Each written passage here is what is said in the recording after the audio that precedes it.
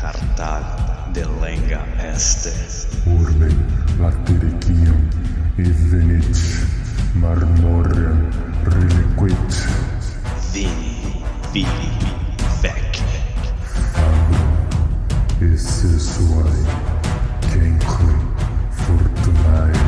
Ceterum, cenceu, Cartaginem, F. delendem.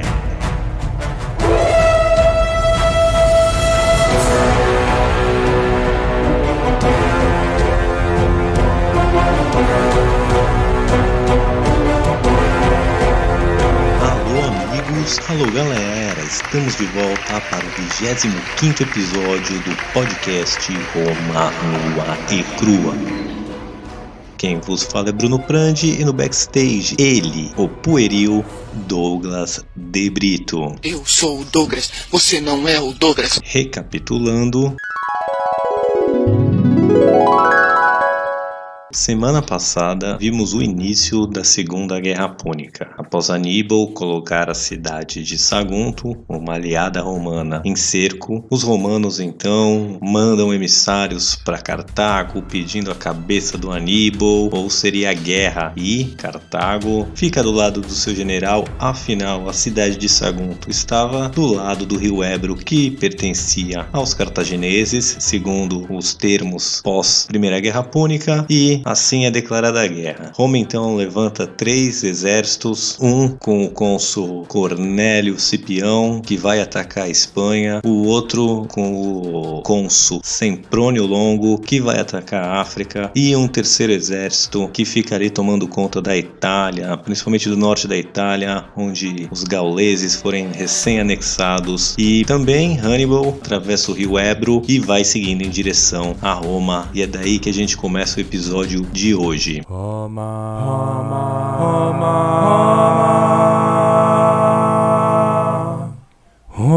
nua e crua. Pessoal, se vocês verem pelos mapas que a gente já postou, vamos postar outros para esse episódio.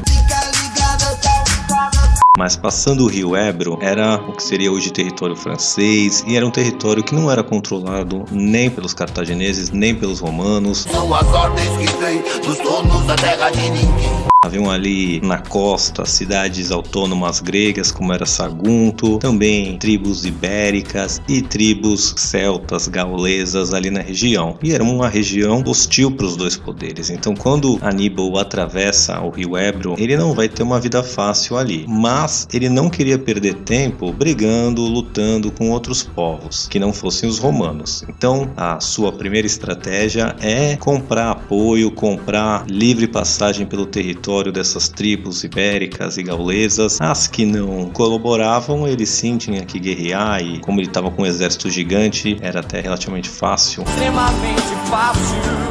Ele bater essas tribos, porém ele vai tentando comprar passagem e perder o mínimo de tempo com guerras desnecessárias e contra os inimigos que não são o foco. O cônsul Públio Cornélio Cipião, ele que estava indo para Espanha enfrentar o Aníbal na Espanha, pelo que os romanos imaginavam. É bastante plausível. Ele para ali na cidade de Massália, que era uma cidade grega, uma cidade-estado grega ali onde ficaria a França, ali no Mediterrâneo da França hoje em dia. E era uma aliada romana, então ele vai lá, essa cidade tinha excelentes navegadores, vai lá pegar navios, comprar navios, preparar suprimentos para o seu exército, ou preparar melhor ali para invadir a Espanha. Então ele estava por ali e ele achava que iria enfrentar o Aníbal na Espanha. E enquanto o Cipião se prepara para invadir a Espanha, o exército cartaginês estava chegando também mais ou menos pela região ali, em direção aos Alpes, para cruzar para a Itália. E a estratégia de Aníbal de comprar passagem,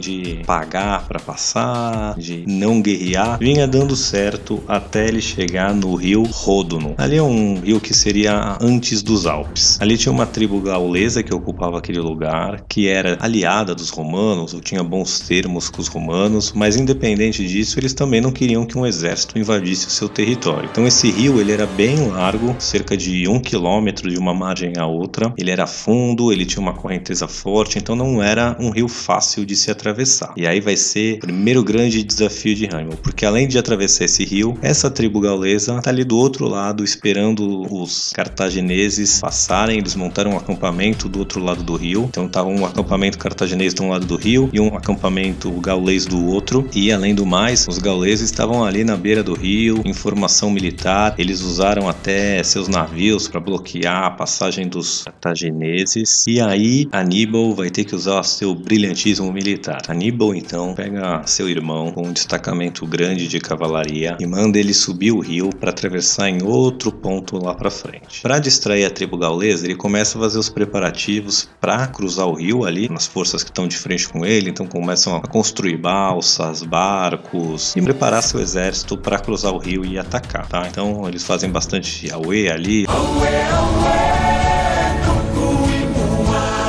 Tudo para distrair os gauleses e eles não perceberem que um destacamento de cavalaria deixou o acampamento cartaginês. Vão se passar 3 dias até esse destacamento achar um ponto bom para atravessar. 3 days later. Eles atravessam, descansam um dia e chegam numa posição atrás do acampamento gaulês. Então eles chegando lá fazem um sinal de fumaça. Tá pegando fogo, bicho! E avisam o Aníbal: olha, estamos preparados para atacar daqui. O Aníbal, recebendo esse sinal, ele começa a atravessar o rio Ródano com seus combatentes, com os seus equipamentos que ele tinha preparado. E os gauleses estão ali prontos para entrar em combate. E logo eles vão entrar em combate. Começa aquele conflito ali nas margens do rio. Hadouken! Os gauleses segurando o avanço dos cartagineses que vinham atravessando em cada vez mais número, pressionando os gauleses, mas sem eles perceberem, esse destacamento de cavalaria que conseguiu manobrar e ir para as costas, né, dos gauleses, eles atacam os cartagineses pelas costas, pela retaguarda, e aí viram um sanduíche de gaulês sendo morto para tudo quanto é lado. Fala-me, Nossa Senhora! Os gauleses dessa cavalaria, eles ainda pegam um contingente bem pequeno e mandam pro acampamento gaulês para tocarem fogo e saquear o que tiver lá. Os gauleses então, sanduichados, sendo atacados dos dois lados, vendo seu acampamento pegar fogo, acabou para eles, eles batem em retirada. Corre!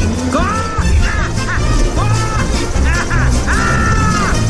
Fogem desesperadamente, se tocam nas suas florestas ali, e os cartagineses conseguem cruzar o rio com pouquíssimas baixas, e graças a essa manobra de flanqueamento do Aníbal, que foi perfeito. Não só manobra, mas sincronizar o ataque de 2 exércitos, de 2 corpos, né, de 2 contingentes, era muito difícil no mundo antigo. Hoje já é difícil coordenar um ataque com mais de uma força, e temos comunicação moderna, via rádio, via internet, né, a gente tem todo tipo de tecnologia, mesmo assim é difícil. Imagine, né, há mais de 2000 anos atrás, onde nem tínhamos nenhum equipamento de comunicação, era via sinal de fumaça. Então isso prova o quão brilhante era o general Aníbal. Caralho, o maluco é brabo. E ele atravessa. Esse rio era pertíssimo da cidade de Massália, onde os romanos estavam ali preparando as suas forças. E uma vez que eles atravessam, os romanos, né, eles estavam ali na cidade, mas eles mandam os scouts, os batedores, e sempre pela região procurando ver o que está acontecendo. Tanto os batedores dos romanos quanto dos cartagineses, eles se encontram. E aí tem um pequeno conflito ali entre as cavalarias, né? Foi tu que pegou meu adesivo grande, não foi? Eu. Foi não.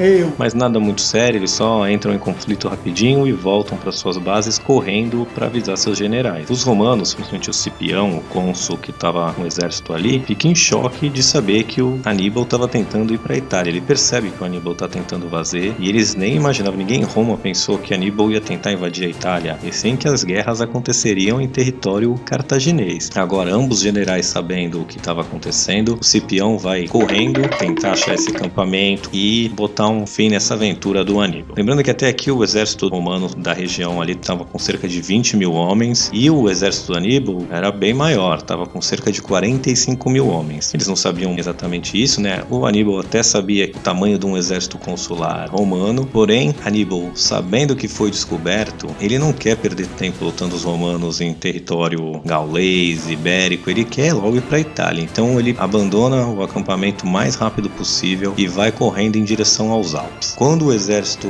romano, que estava tentando achar esse exército cartaginês, chega no acampamento, o acampamento já está vazio. Cipião percebe que Aníbal está se dirigindo aos Alpes para chegar na Itália. Então o que o Cipião faz? Vai deixar aquele exército exército ali para continuar os seus planos de atacar a Espanha, mas ele vai deixar com seu irmão, que é o Quineu Cipião Calvo.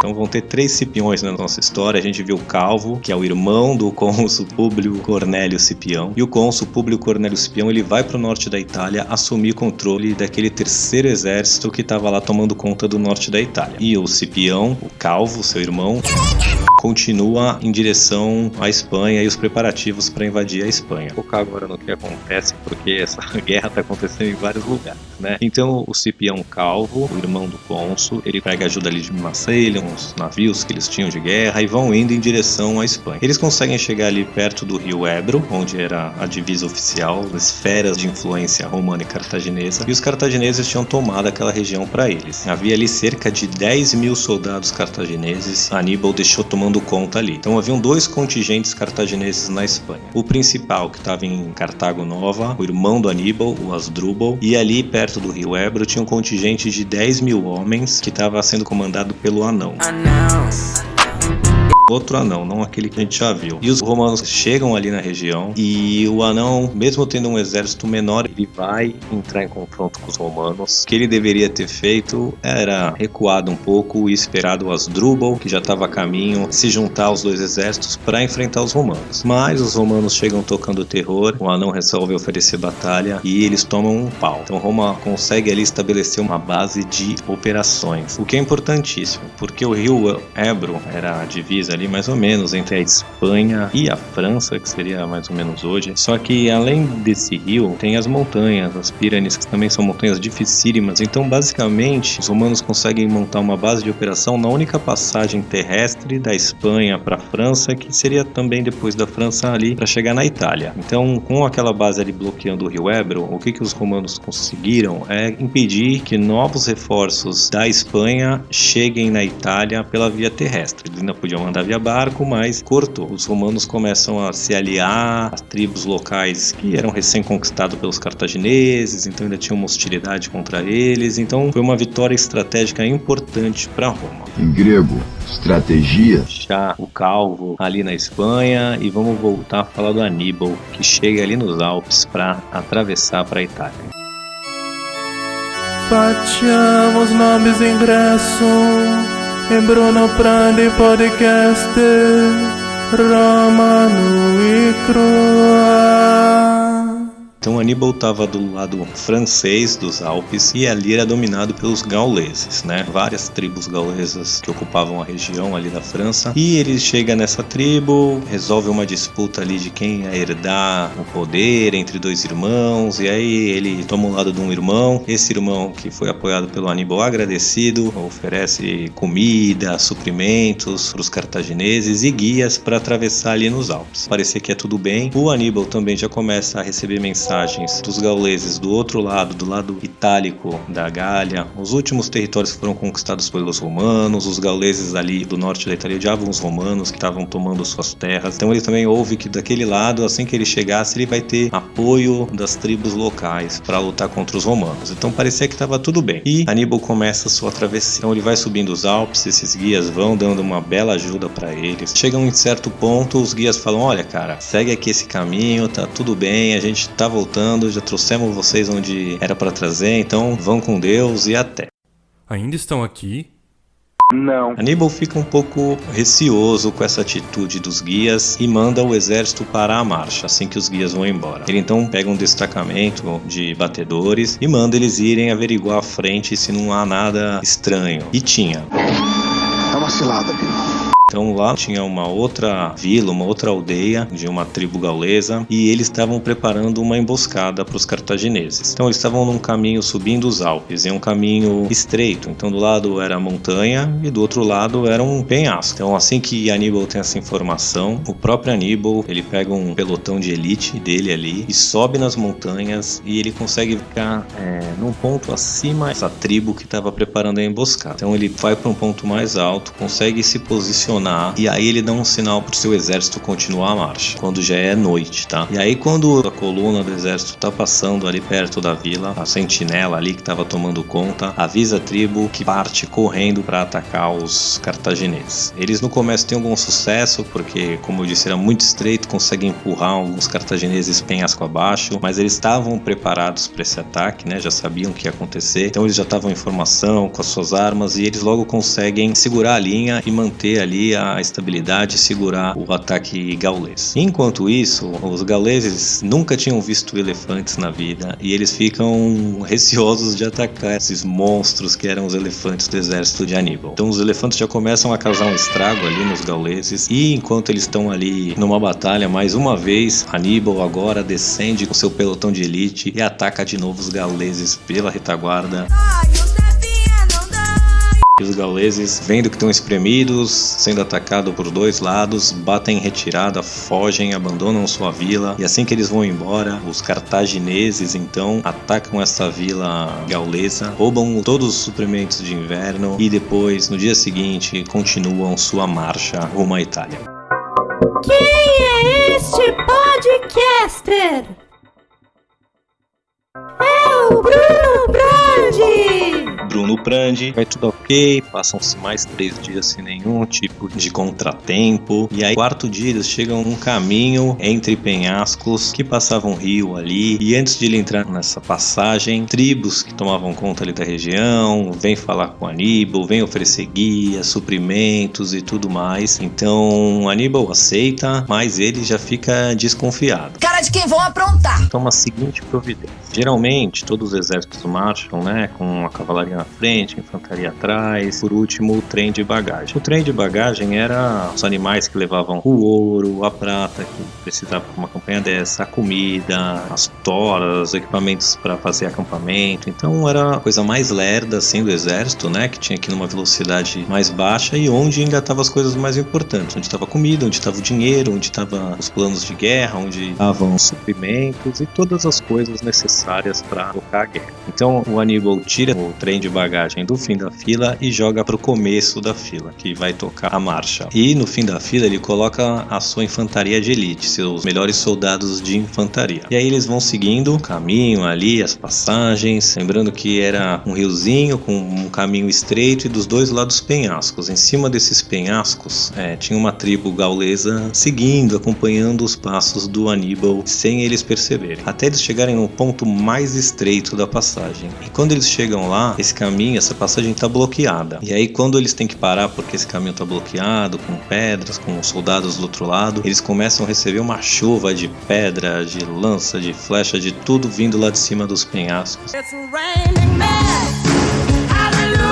Começa um pandemônio, porque conforme essas pedras, essas lanças vão acertando o cavalo, o elefante, eles começam a entrar em desespero, começar a pisotear os próprios soldados e aquela cena apocalíptica. E pela retaguarda vem um contingente gaulês atacar, achando que ia lá pegar o trem de bagagem, roubar os cartagineses na mão grande, só que lá estavam os melhores soldados do exército e eles conseguem repelir esse ataque gaulês. Enquanto eles estão repelindo ali na retaguarda, o Aníbal move seus elefantes para frente e consegue desobstruir ali o caminho e segue a vida. Continua a passagem, mas pelo resto do dia inteiro eles vão sofrendo ataques lá por cima dos penhascos, tomando pedrada, flechada, lançada e tudo mais, até acabar esse caminho estreito e aí eles estão em paz de novo depois de outro ataque. Segue a vida, segue a marcha. Passando mais uma marcha, passando mais uma marcha.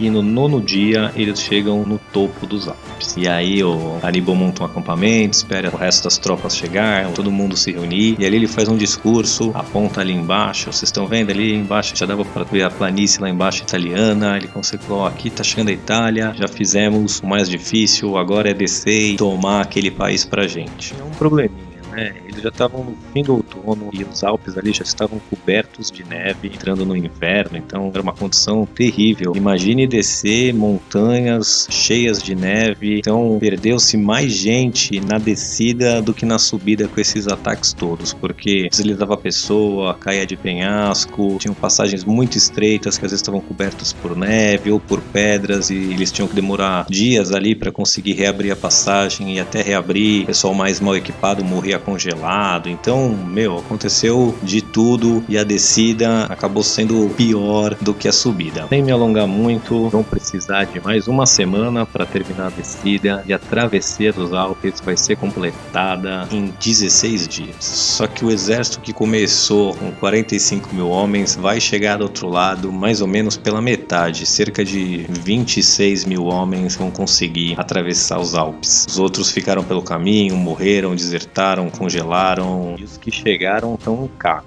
com fome, com frio, né? Acabaram de fazer uma tarefa hércule aí, e assim que eles descem, o Aníbal monta acampamento e fica uns dias ali para recuperar seu exército. Mais que isso, ele já começa a mandar emissários para as tribos gaulesas e a contratar mercenários gauleses, e outros se juntam só pelo prazer de querer lutar contra os romanos que estavam tomando as suas terras. Então ele consegue ir repondo o seu exército também para uma força mais ou menos perto ali de 45, 50 mil. E essa travessia, pessoal, é assim um ponto marcante da história militar, porque fazer algo impensável, pegar o inimigo de surpresa, e era uma coisa que se pensava impossível atravessar os Alpes já com neve nessa época do inverno, um contingente tão grande, passando por tribos hostis e com elefantes ainda no caminho, né? Apesar de metade do seu exército ter morrido ou desertado pelo caminho, os elefantes chegam intactos.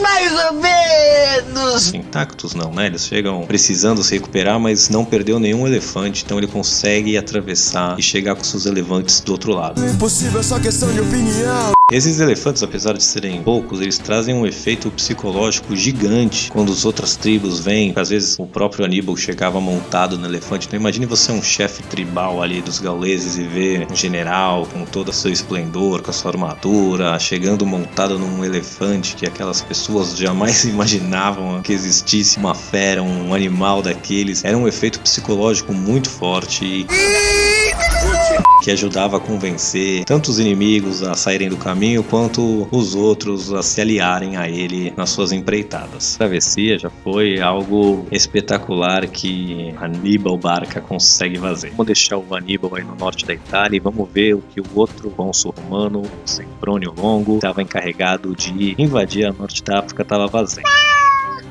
Novo registrati a Roma noi crua. Te farei uma oferta irrecusável. Então ele estava se preparando, estava ali na ilha da Sicília, arrecadando recursos, tomando conta ali da área. Os cartagineses estavam mandando seus navios atacar a ilha da Sicília, ilhas em volta. Então o que aconteceu ali com o Semprônio? Ele teve alguns embates navais contra os cartagineses, onde os romanos se deram melhor, tomam a ilha de Malta, que é um ponto estratégico ali. Estava indo bem o teatro ali da Sicília. Porém, com Aníbal em território romano, o Senado romano chama o Semprônio de volta para a Itália. Fala, cara, desiste de atacar a África agora, porque nosso inimigo tá aqui na Itália, então vem pra Itália aqui ajudar a gente na guerra contra o Aníbal. Agora vamos voltar pro norte da Itália, mas focar no Cornélio Cipião, o outro cônsul, o que deixou o irmão na Espanha e voltou pra Itália para assumir o controle do exército que tava ali. Ele vai tomando ali, vai se ajustando, chega no exército, vai treinando as pessoas. Esse era o exército mais mal equipado, mais mal treinado, mais despreparado, até porque os romanos imaginavam que as guerras, né, que as batalhas ocorreriam em território cartaginês. Esse exército aí estava só para tomar conta dos gauleses não aprontarem enquanto as forças principais estavam fora. Mas o Cipião assume esse comando desse exército e ele sabe que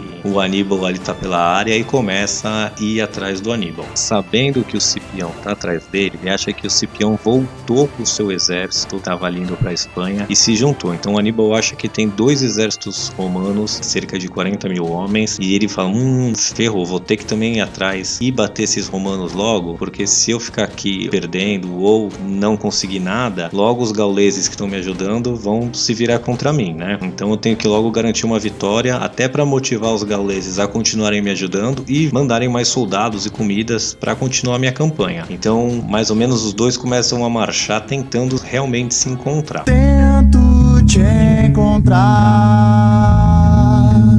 Então constrói uma ponte e atravessa ali o rio Ticino. E do outro lado estava vindo os cartagineses, então eles montam um acampamento a alguns quilômetros de distância um do outro. E aí na manhã seguinte, tanto o Cipião sai com a sua cavalaria e com os velites, que são aquela infantaria leve romana, para ir observar como é que tá em volta, como é que é a área, saber mais informações do Aníbal. E o Aníbal do outro lado estava fazendo a mesma coisa, pegou toda a sua cavalaria e saiu para ir navegar, conhecer a região e ver, né, se ele tinha notícias do que estava acontecendo. Enquanto os exércitos estão se movendo de encontro um ao outro, você imagina, milhares de cavalos para cada lado, levantam uma poeirada, faz um barulho, eles já percebem o que está acontecendo. Daí os generais já começam a posicionar suas tropas para a batalha. O Aníbal vai fazer a primeira fileira de cavalaria pesada, que era a cavalaria ibérica, e deixa atrás na retaguarda a cavalaria numídia, que era uma cavalaria mais leve, com menos armadura, cavalaria mais rápida. O Cipião monta suas tropas com os velites, essa infantaria leve na frente, seguida por aliados gauleses, cavalaria gaulesa. E por último, vinham a cavalaria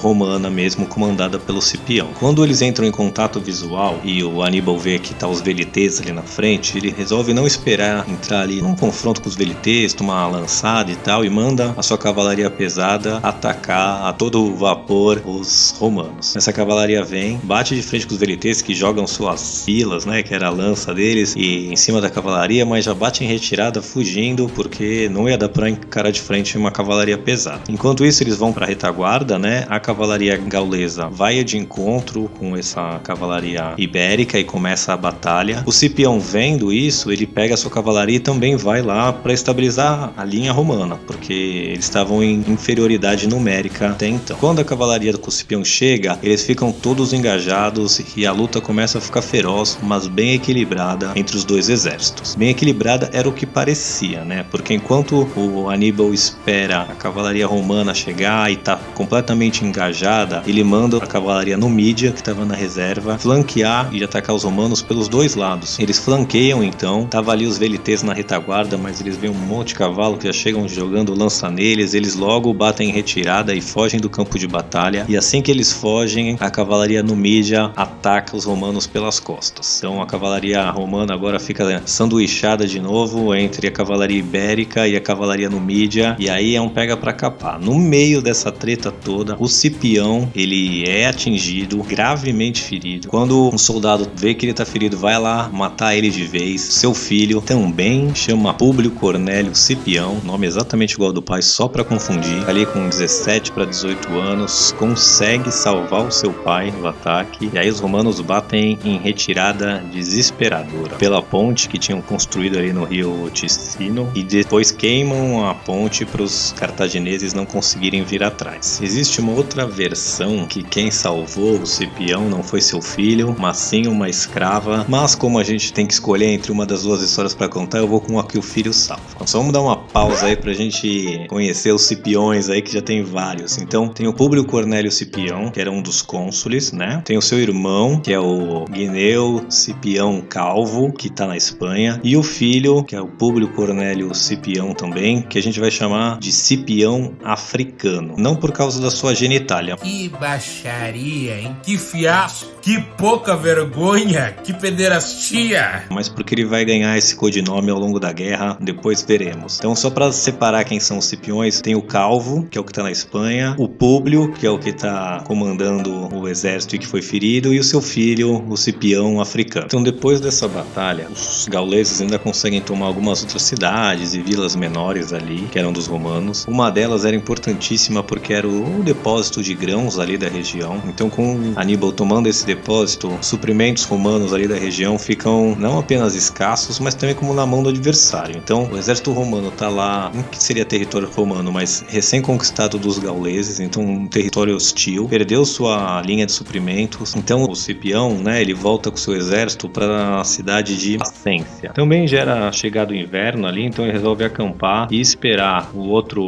cônsul que tinha sido chamado ali da Sicília para juntarem suas forças para realmente poder encarar o Aníbal de frente. Quanta informação para um episódio só, né?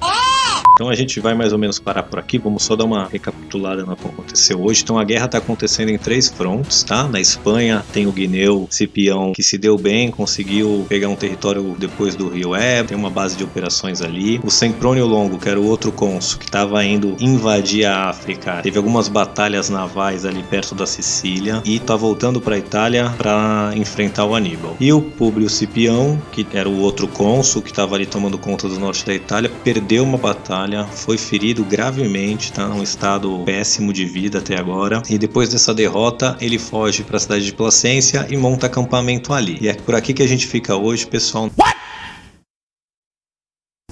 Na semana que vem veremos a chegada de Semprônio Longo para ver se agora com 2 exércitos romanos vão dar conta do Aníbal. E é isso aí, pessoal, espero que estejam gostando. Semana que vem tem mais. Qualquer dúvida, sugestão, crítica, pode entrar em contato com a gente pelo nosso e-mail. É isso aí, pessoal, e até!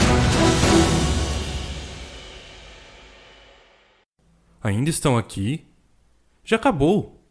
Vão pra casa. Ah, claro, vocês estão esperando que eu conclua o episódio. Pois muito bem. Este episódio foi escrito e apresentado por Bruno Prandi e editado por Douglas de Brito, este que vos fala. Se gostaram deste episódio, se inscreva utilizando seu agregador favorito.